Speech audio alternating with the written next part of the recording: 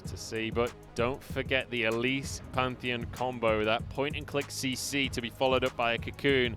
Caster and Knight, we're talking about them as a duo. We've been talking about the synergy, whether it's there or not. This is a combo that can make it work. And when we're talking about 705 and Kanavi making plays with the Renekton and Echo in the top lane, it's on the opposite side where you can have Knight and Karsa making plays in the mid lane. This point-and-click CC coming in from the Pantheon sets up Elise so well. And this is where we got to see, can the duo make it work? We've been putting a lot on Knight and Karsa, saying, where's the best duo we've seen in the LPL? This is the perfect combination to play towards mid. For the love of God, let me see them play towards mid. Yeah, I was about to say I want to see them as a roaming death squad, but we've got a level 1 roaming death squad coming on through. The whole of top going to be moving through the jungle. See Loken spots it out, backs away. All of the information given over to JDG. They know what's going on, but the 2 deep wards come out from the side of top. Now with recalls, maybe a couple of sweepers could come through as well. Well, they're not backing though. So at the moment, JDG might think that they've dissuaded top from going in. Nobody going to check though, so it will be splitting the map here for Karsa, playing down towards this bottom side.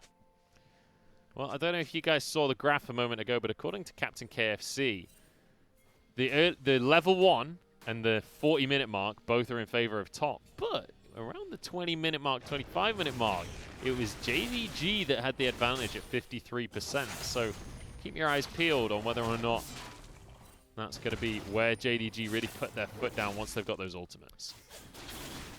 The ward placed by Loken and Lumao in the tri-brush will spot where Photic and Chocho are coming from, so they realize Karsa's now start on this bottom side, so we'll see Kanavi start to trade on the opposite side of the map. Well, we've got some all-in action in the bottom lane. Loken still has his flash, will be able to get away from the Cocoon should it go through, but Cocoon not even leveled actually, just pure damage.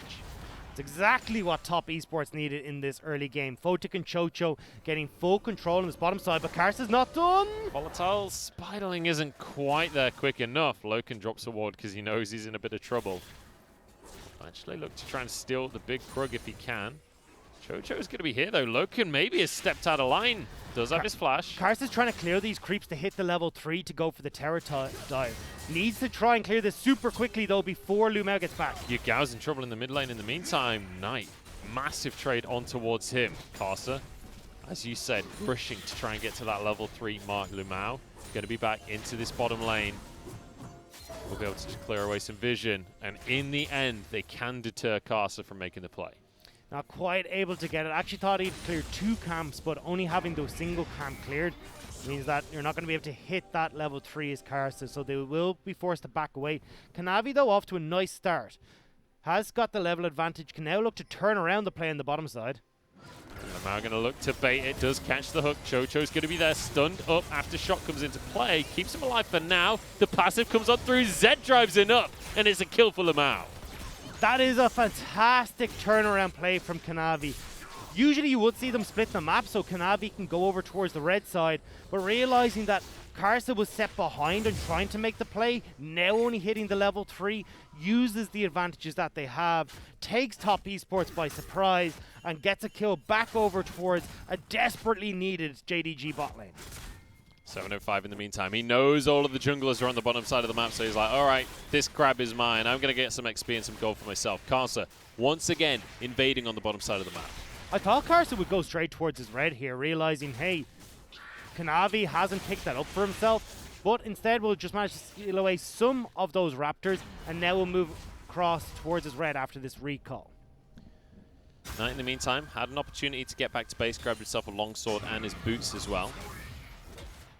As we'll just see a bit of sparring in the top side of the map. Then the wave going to be pushing away from 369. If he can, he wants to try and get that to crash.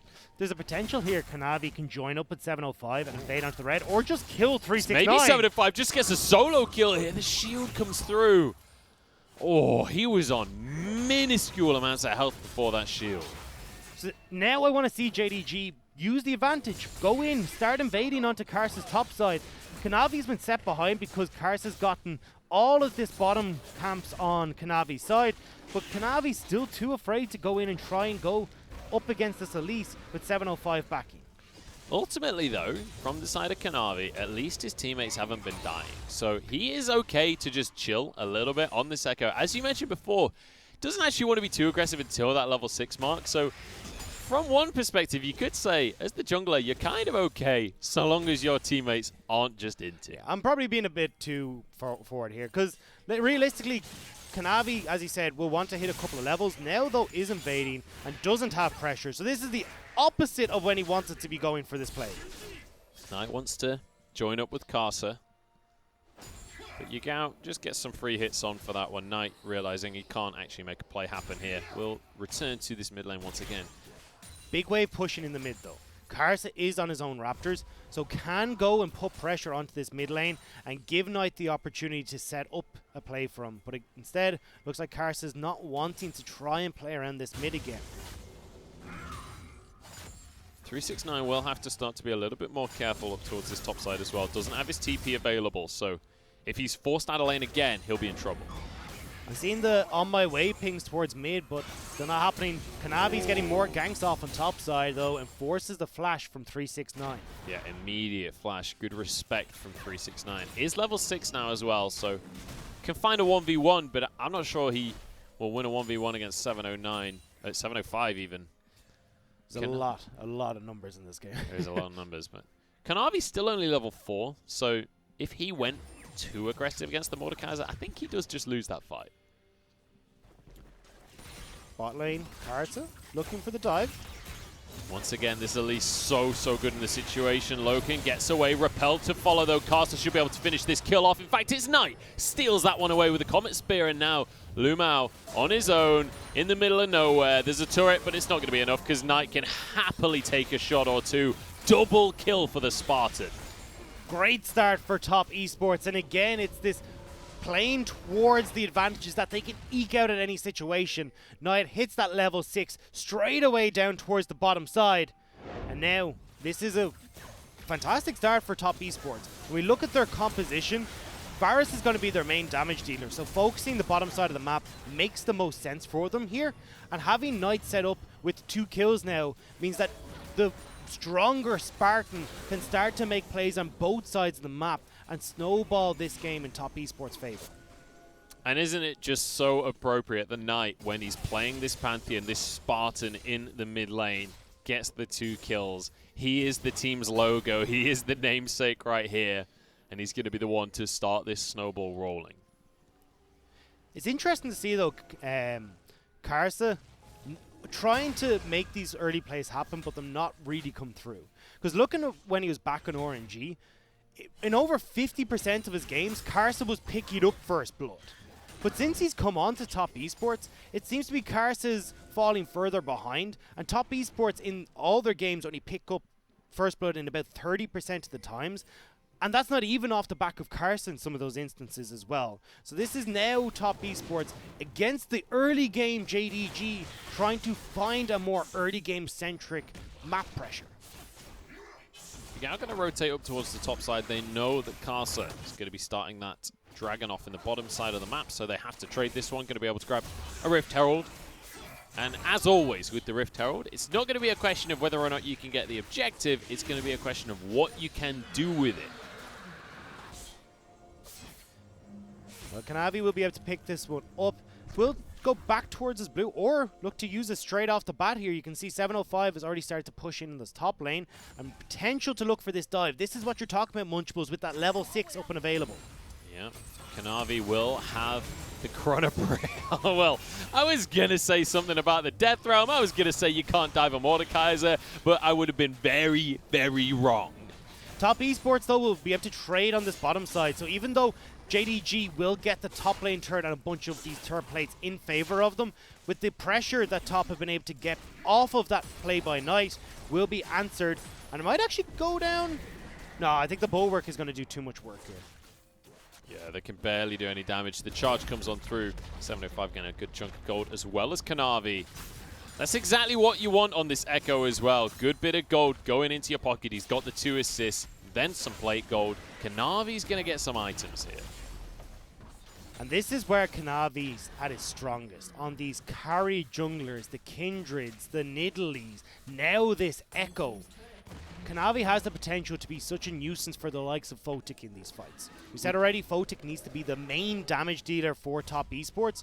So if you were able to get onto the back line and take out Photic in these fights, well then you set JDG up for success. And we do have to take a look over to the bottom side of the map as well, where there is a massive CS deficit. Photic managing to get a huge advantage over Loken because of the pressure Karsa has been focusing down towards this bottom side of the map, which isn't really that typical of top. Usually when we talk about this team, it's about them camping for 369. It's about them focusing on the mid lane and the top lane.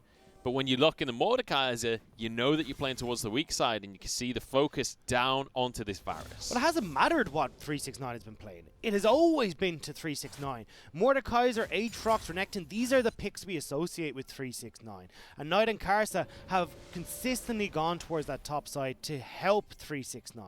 However, in this case, they realize which side their bread is buttered on, and they're playing towards the bot lane to get Photic ahead.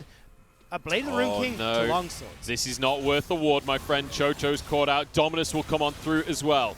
Kanavi has damage, but not quite enough. Chains of Corruption keeps him low. Kanavi gets out. He's ignited, and now Castle once more on the fight. Lamau not going to be able to protect his carries right there. Photic gets one. Photic is too big for JDG right now. Just as we were saying, Blade of the Rune King to what was longswords. A BF picked up now for the misfortune, but everyone in JDG is so far behind Photic right now.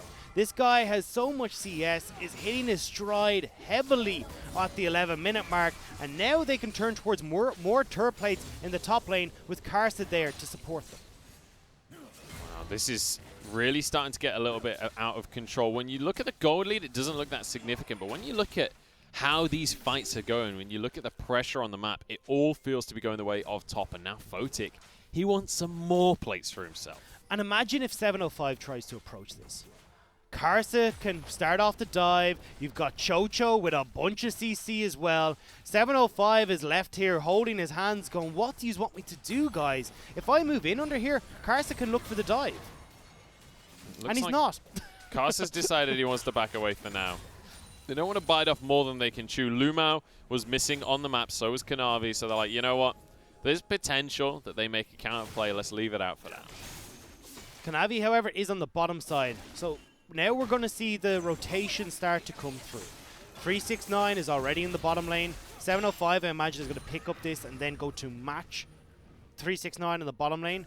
Although, as I say that, 705 does have the teleport up. Dragon is up in just over a minute.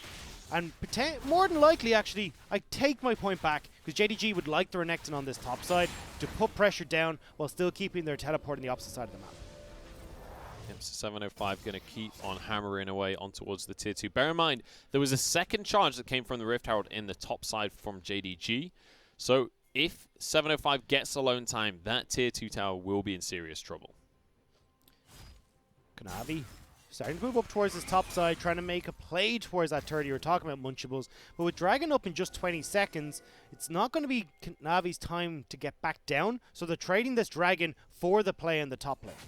I don't know if they can kill him before the Death Realm like they did the first time, though. Kanavi going to be waiting over the wall. I don't know if that ward spotted anyone. I don't think it did. 369 stunned and then stunned again. He's going to be going down. Surely the Emperor's Divide. I was so wrong. They can keep him away from his own ulti. There's so much CC in this trio from JDG, and it has been 705, Kanavi, and Yagao stepping up for this roster. Oh my and now days. they're on to the inhibitor turret. Where is top? This is not worth an ocean Drake, guys. Top, they're falling apart right now. Chocho, the only one to answer. Depth charge comes on through. Here's a Starfall as well. Knight wants to get some kills for himself, but he's just not tanky enough. The Bulwark will keep him alive, and he has to flash on out. Chocho just about keeping everyone at bay. The rest of the squad now starting to arrive from the side of top. But Loken's on his way as well. Karsa can't get the kill because Lumao had a stopwatch.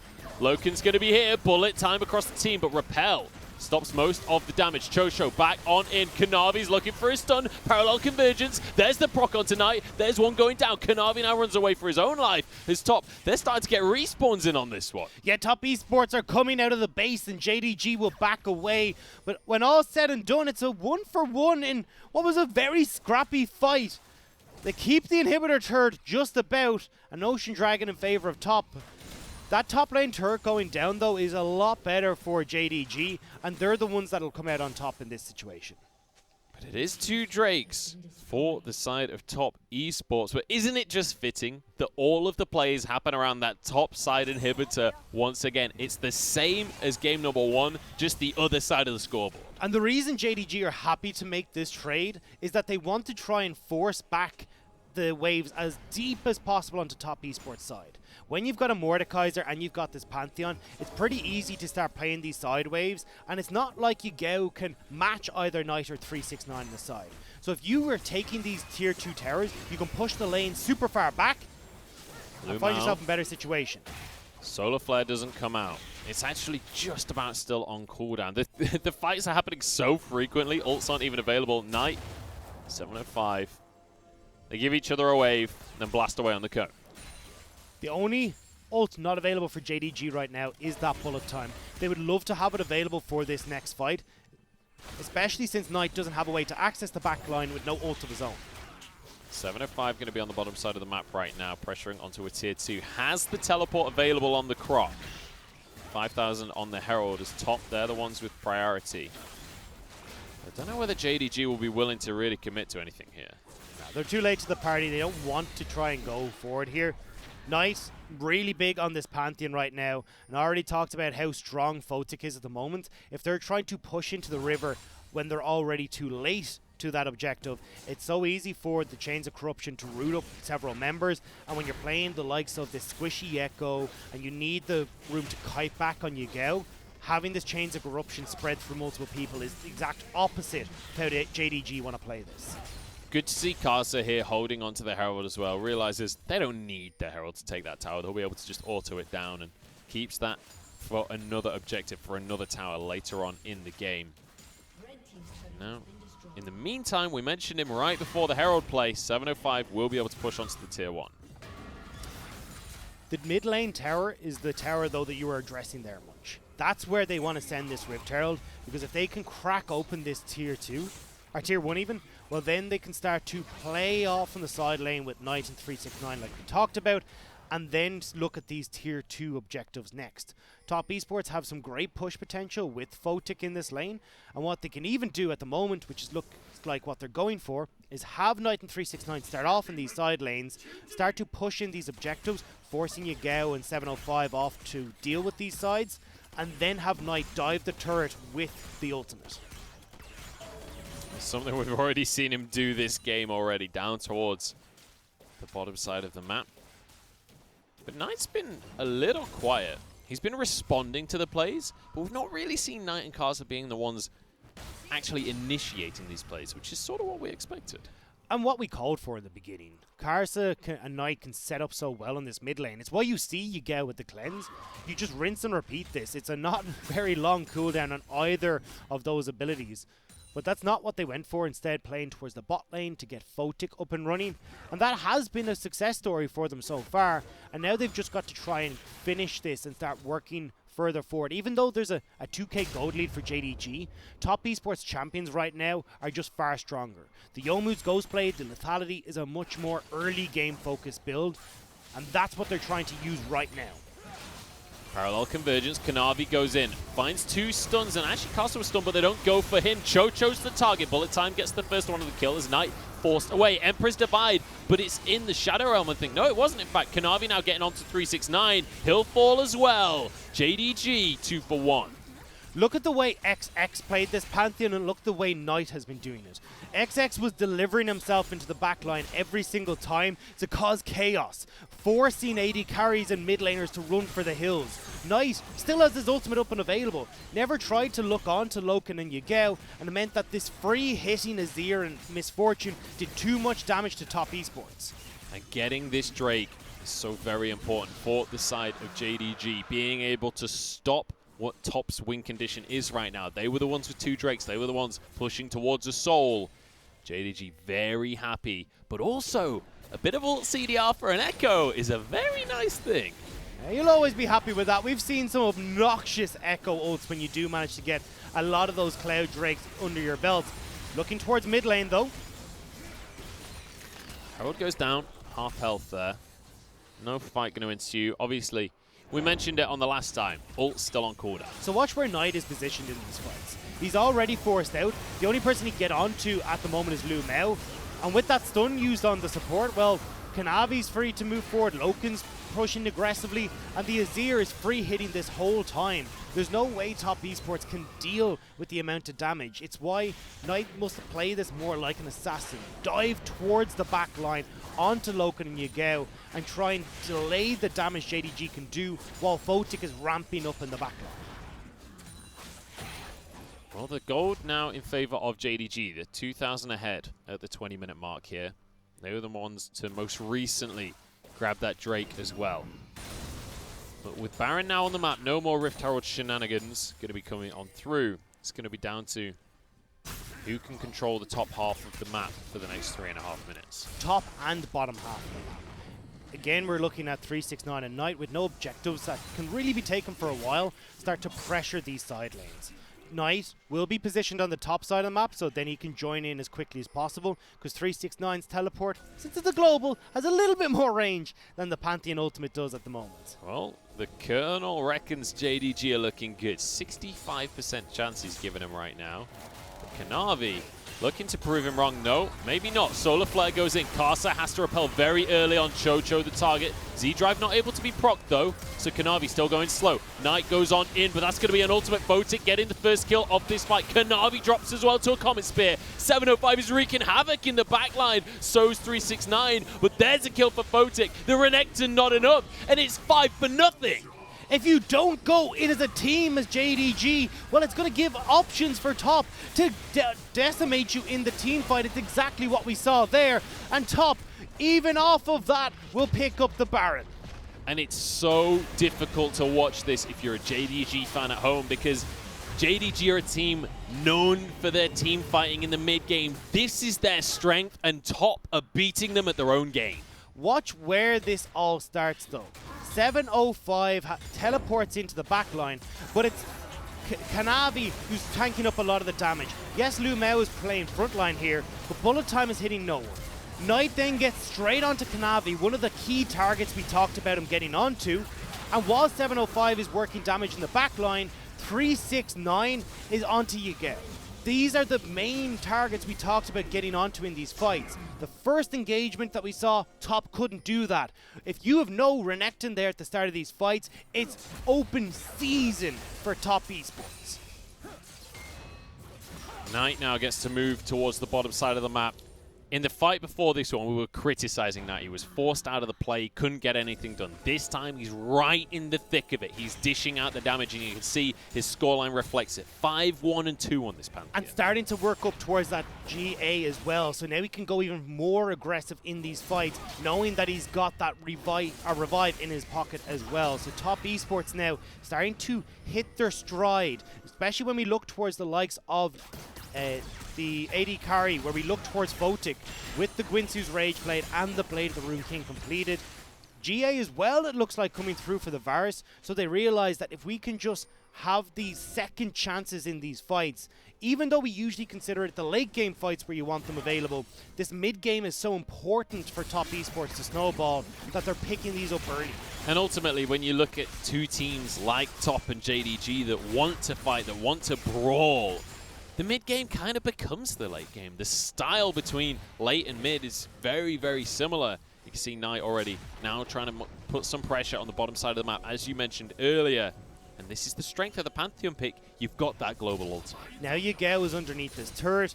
Top Esports will be aware that, hey, Azir won't be able to get across towards this dragon as long as we keep pressure. So Top Esports can then back away. And with Knight in this position, Knight can always join with the ultimate and while forcing Yagao out. This is how Top can play this, as long as Knight stays in this bottom side of the map.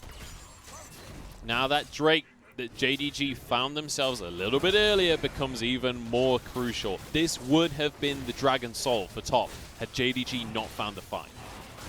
And look at how Top have used their pressure to make this play happen. 705 with no teleport after that last fight, he's got to deal with 369 in the top lane. Yagao with no teleport is able to be kept at bay by Knight in the bottom half of the map. This is how you want to play this composition as Top Esports, and where we've seen many teams fail in the past. but this is insanely good from top in just keeping JDG under check at all points in time.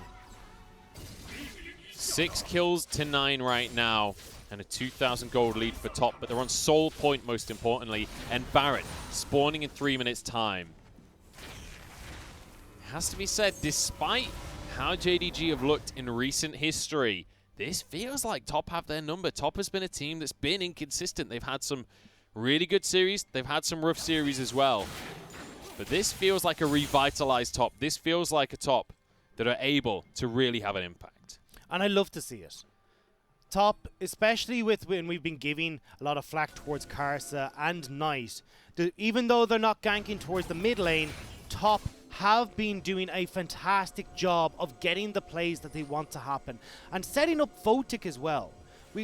Photic has been such a crucial part of this team in the last couple of series. To see him stepping up once again is amazing for this rookie AD carry. Photic has found his footing in this roster, it feels like, because he was one of the big question marks towards the start of the split. He was the fresh face on the roster, moving up from the academy squad of top.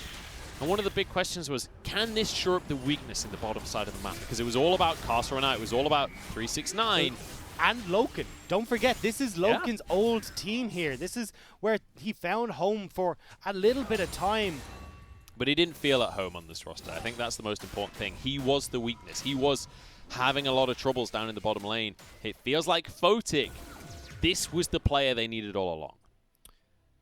And he's got to be the Angel in this game as well. The Guardian Angel picked up for him as well, so he's going to be looking to dish out the damage while keeping himself safe. We said how clutch in this mid game these GAs can be for both Knight and Photic, allowing them to play on the edge, keep themselves going as long as possible in this mid game. This next fight, especially when you've got the Baron in just 50 seconds, could be the deciding fight for if top can push themselves over and beat JDG 2-0, or if JDG's scaling composition will be given the chance to take over. JDG definitely a team that you can't really count out though. Ultimately, when you look at the composition, you've got a massive wombo combo. If everything lines up nicely, they can win a 5v5. They can win a skirmish if they get the choke points, if they're the ones finding the right situation. And that's why it becomes so crucial. This is why the GAs mean so much, because it gives you a second chance in these fights. Even if only for a brief moment, it could be enough for top esports to find themselves. JDG will be looking to see if 705 can join in the fight nice and early to set up a front line for the likes of Yagao, for Loken, because Kanavi is in danger of just being CC'd down if he's the one who has to start off these fights for JDG.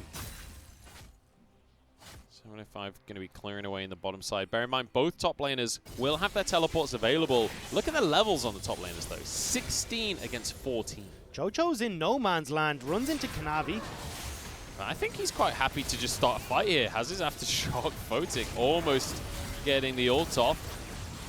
Knight going a little bit too deep. I think he was expecting the Chains of Corruption to land there.